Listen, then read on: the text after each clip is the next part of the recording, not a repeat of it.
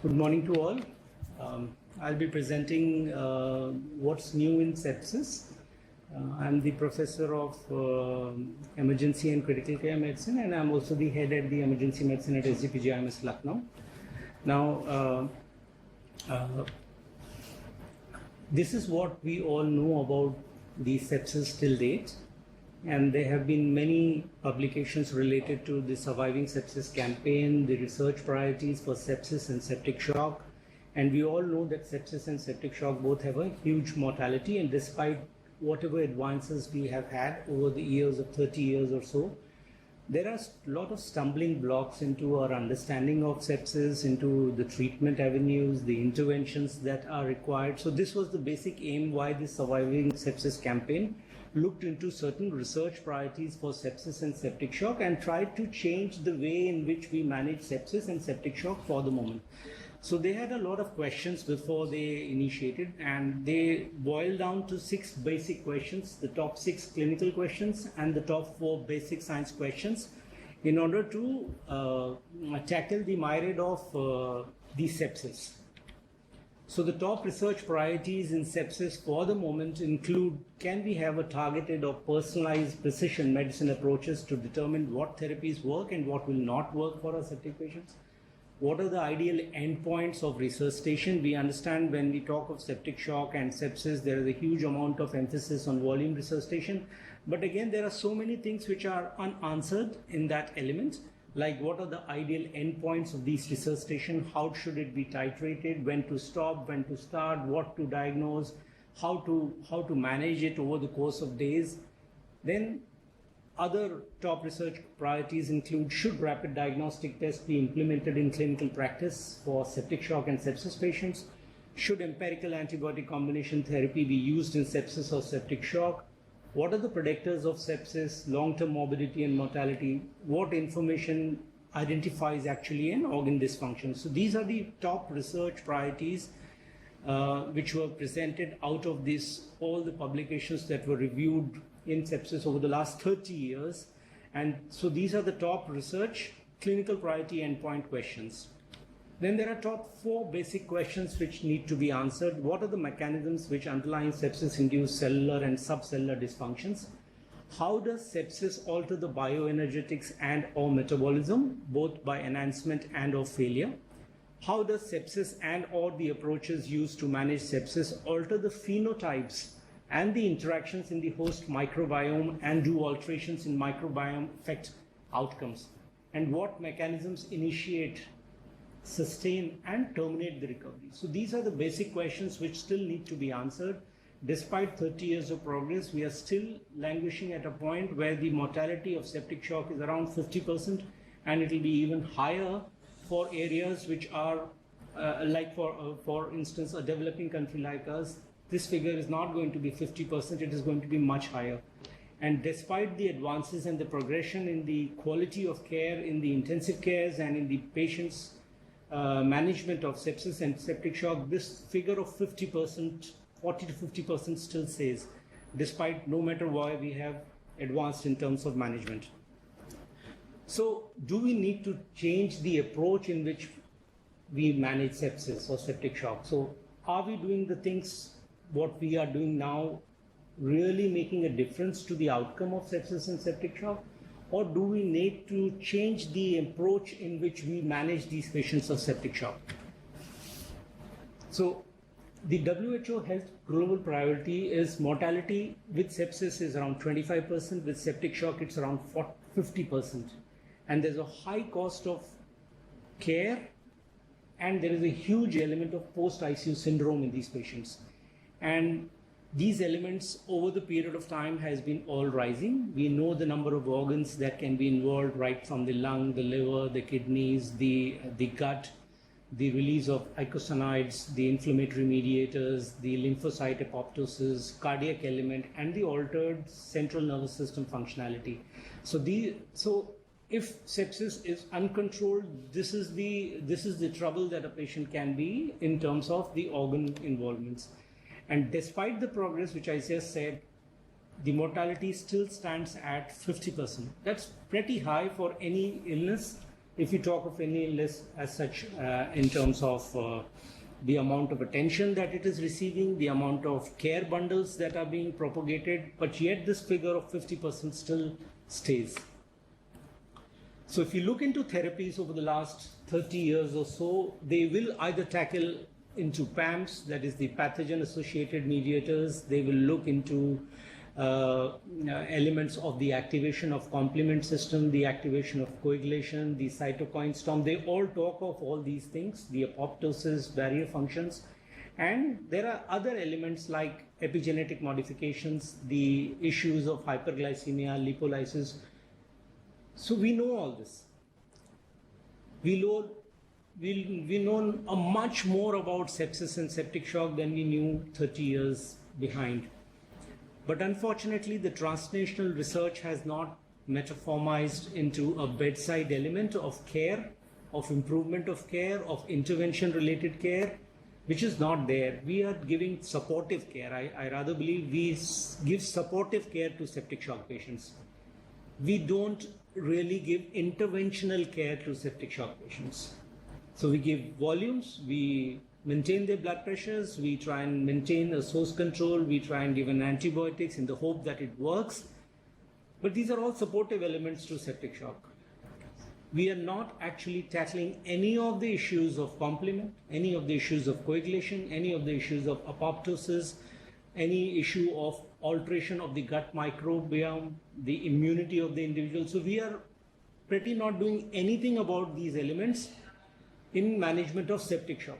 So we are at the end left with very simple things to do in form of care bundles, the 3-hour care bundle, the 6-hour care bundle, and we keep on doing them in a naive manner for all our patients in the hope that we change the outcome from those 50% mortality to 50%, more than 50% survival. So this is what we tend to do, and we have been practicing this type of care for the last 30 years or so.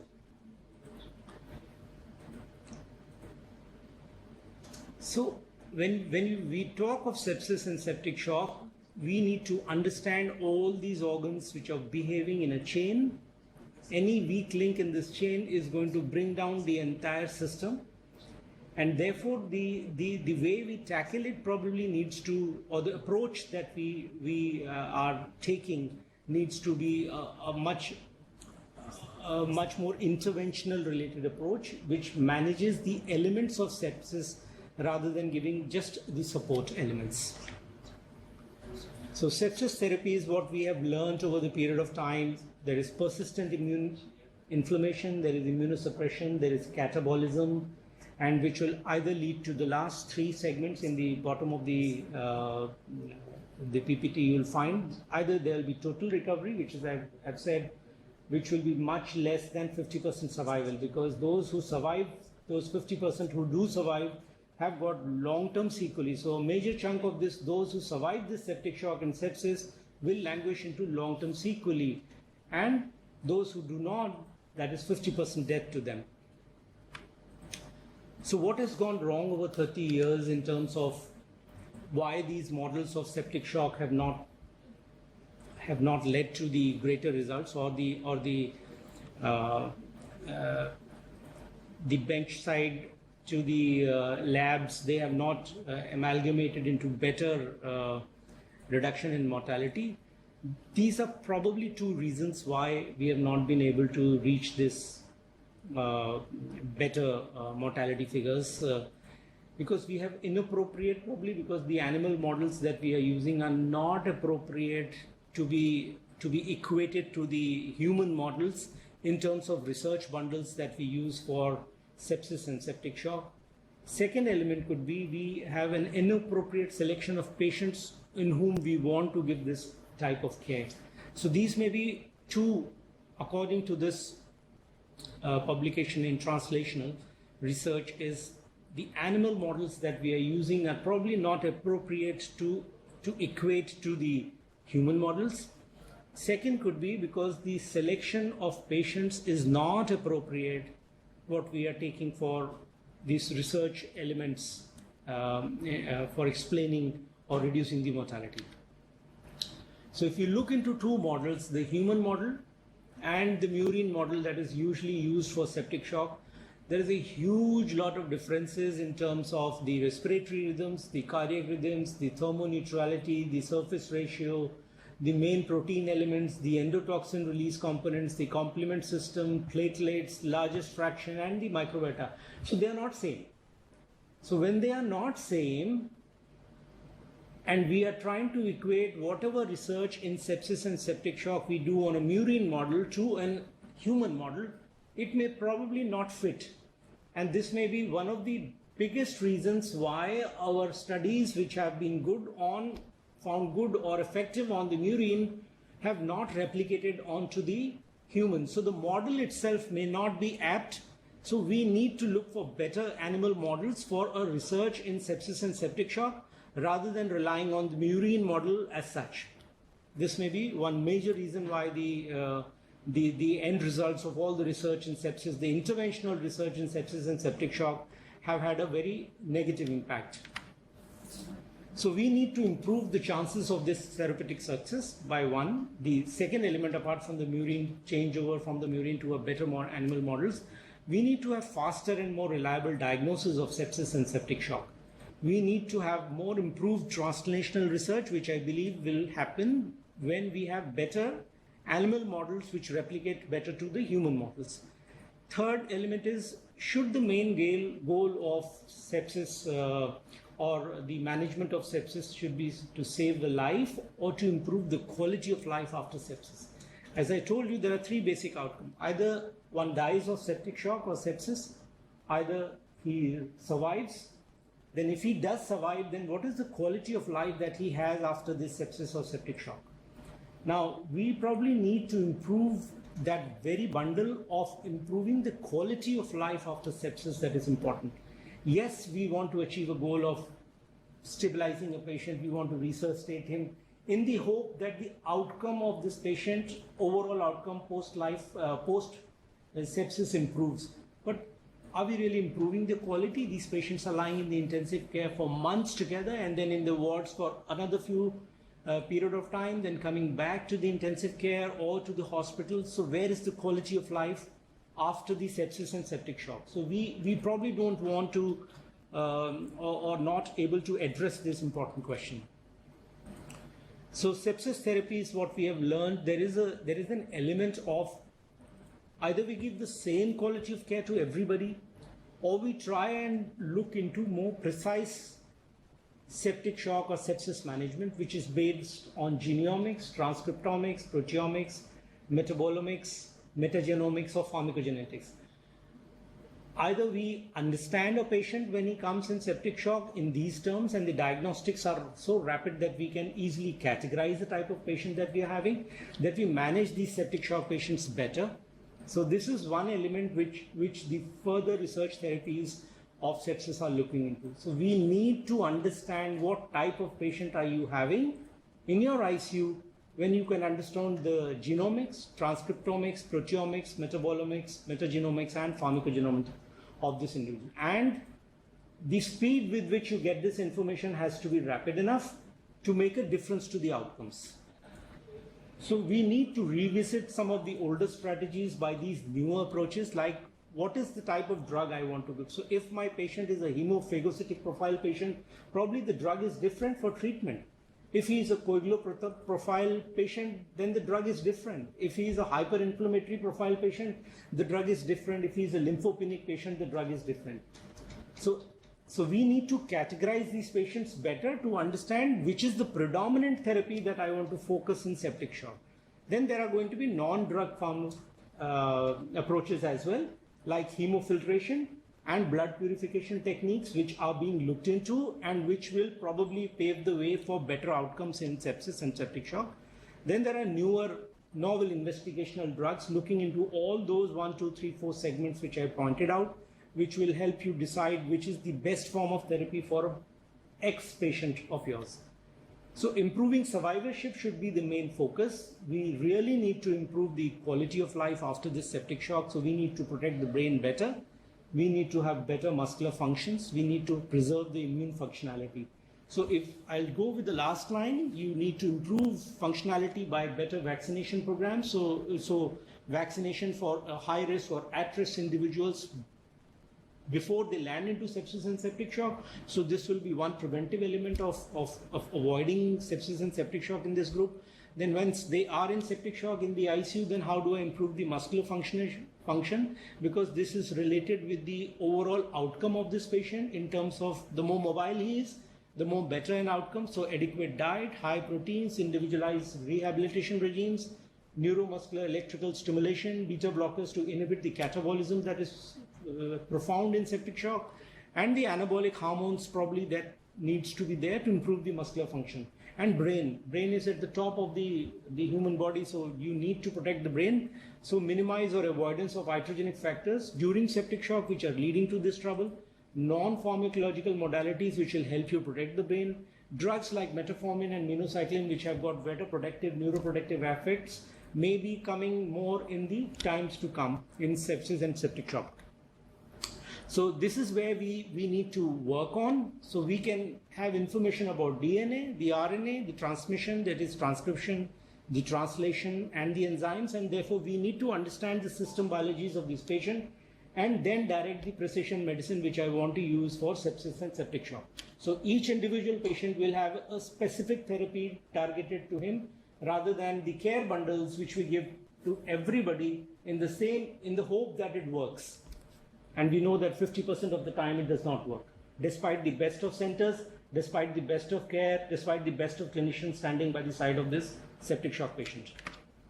So this is the new omics approach that is being propounded, that we need to have all these factors merged together to understand a septic shock management. So this is called the omics approach. We'll look into the genomics, proteomics, and all the other elements which look into environmental, the host factors, the host microbiome, and the pathogenic factors by rapid diagnostic tests which are available at the bedside, helping me decide which is the best treatment for my XYZ septic shock patient.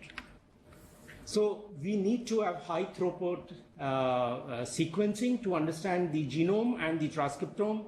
We need to have spectrometry again at the bedside. The moment you bring these technology to the bedside, the diagnostics is going to increase manifold, the time is going to be shortened, and therefore the outcomes are going to be better. You need to have chromatography and spectroscopy for metabolomic studies at the bedside. Bring all of this technology to bedside if you really want to decrease the mortality of septic shock from 50% to further down. And big data. I'll just add one slide to this because there is a limit to what a human can do, but there is probably no limit to what the technology can do. And humans need to integrate better with technology to understand the entire perspective of a patient. Today, the ones which are in complete boxes are this what we do, but rest of the boxes which are dashed, you see this is what we don't do. So these are not available, or our limited information is available by the electronic health record systems. So you can just imagine a septic shock patient lying with you in the ICU. There is so much information that you don't have about him. And humanly, it will not be possible for you to have all this information. So we need to take care of information related to patient information, contextual information, diagnostic interventions, cellular biology, imaging, natural languages, and physiological. Some element of each is being done by either hands or by the electronic health records, but we need much more than this. We need much more to understand and have better outcomes in ICUs. So as I told you, this is the element where the electronic health record has to be merged with the studies of epoxome, the epigenomes, microome, all the omics. They have to be merged with this electronic health record of the patient lying within the intensive care who is in septic shock in your ICU. So when you merge all this information, you will probably have better recognition which is the patient likely to go into septic shock in the coming 3 days, which is the patient likely to be in septic shock in the coming next 24 hours, which is the patient likely to be in septic shock in the next week. So unless and until this prediction element comes really fast and hard, we'll probably struggle with management of septic shock as we are doing it now. Probably the next 10 or 20 years, if we continue to do the same the type of management, we will keep struggling in the same way. So we probably need to bring all those omic approach with this big data merging, so that the bedside clinician is more wiser as to what he's doing. The machines are helping you diagnose them early so that you treat them early. So this is the second element to this presentation, which is important. So you need to do a lot of the last, I think this is the second last slide. The personalized and precision medicine is the way out.